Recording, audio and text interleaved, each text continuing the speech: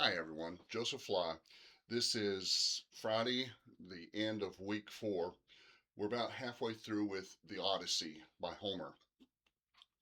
If you're struggling with this, um, let me give you some helpful hints on how to understand it.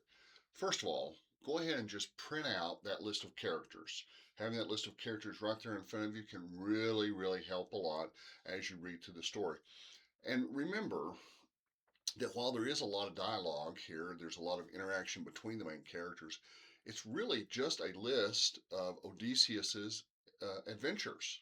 These are the things he went through. This happened. This happened. This happened, and it really just seeks to glorify him. He's made to look like the ideal Greek hero, even though we wouldn't exactly applaud a lot of the things he does. His audience would have and did, and it's really an interesting story. It's really an interesting adventure story. Um, the Odyssey, as well as the Iliad, for a long time was used as a textbook by our modern culture on ancient Greek culture. Now, it's just a work of literature, it's a work of fiction, but they looked at it, they studied it to better understand how Greeks thought, how they interacted, what their values were, just helped us understand this ancient culture from a long time ago. And the Greek culture was a really valuable part of our world history because the Greeks invented so much. They were a very inventive people.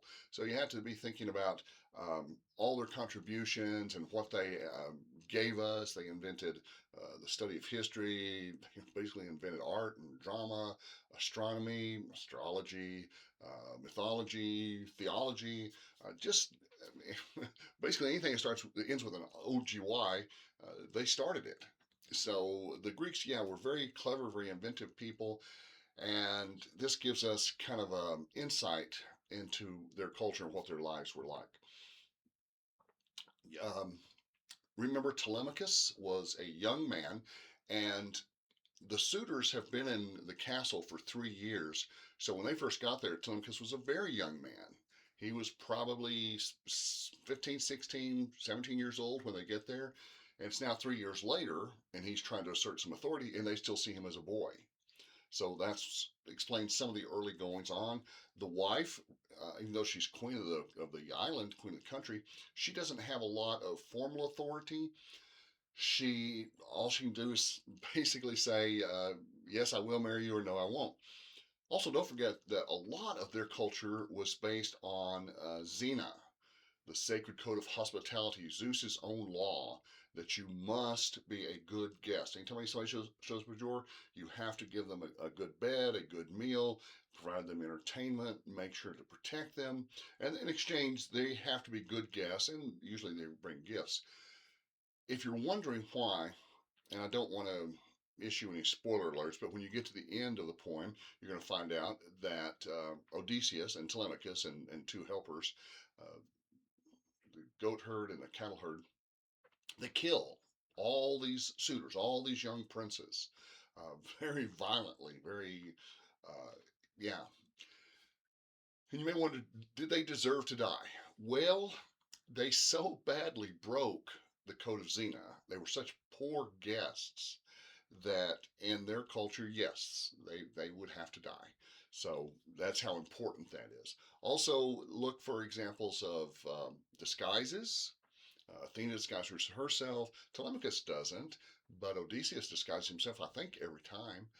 And even his wife Penelope, she doesn't disguise herself, but she tries to trick him by asking him about their marriage bed. Be sure to read that. I think that's a very interesting part. Anyway, we'll finish up the Odyssey next week, and your first exam is due. Will open on the 12th. Um, that's next Thursday, and it'll be open for 24 hours.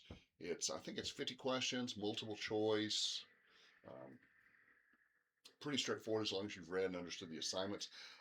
There's um, not one area that's emphasized. Really, we've only got three areas. We've got the ancient world, the Hebrew and Gilgamesh, the Hebrew Bible, and those three reading assignments, just those three little parts of it, Homer and the Odyssey.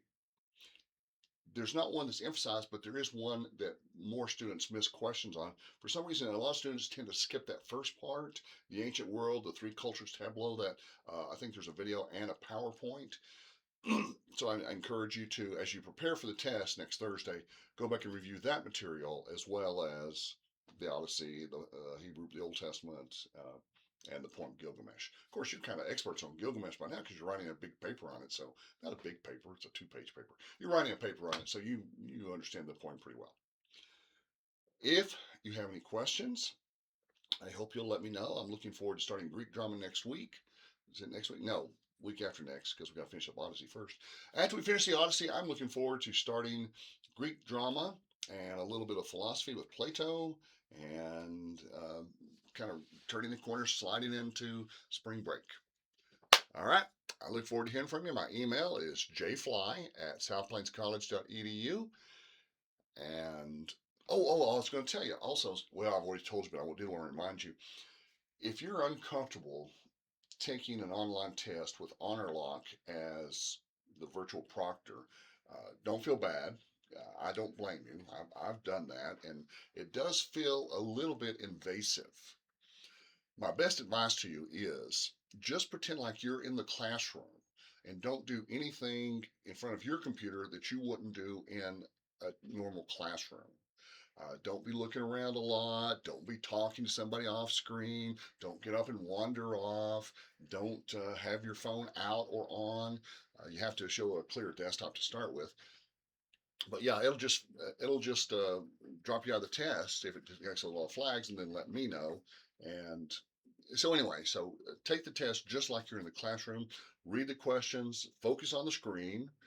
Read the question. Answer the question. Go next. However, if that makes you uncomfortable, you are more than welcome to come and take the test here. You can do it in the testing center. You can do it. Well, I don't usually give tests in my office, but I give tests next door in the classroom. You just have to come by during office hours. Don't forget, my office hours are posted on your syllabus. They're basically Monday, Tuesday, and Thursday, and Friday. But if you want to come on Friday mornings, be sure to email and let me know, because we often have meetings on Friday mornings. Although not that many this semester. I think just one. All right. So let me know when you have questions. jfly@southplainscollege.edu. And I look forward to hearing from you.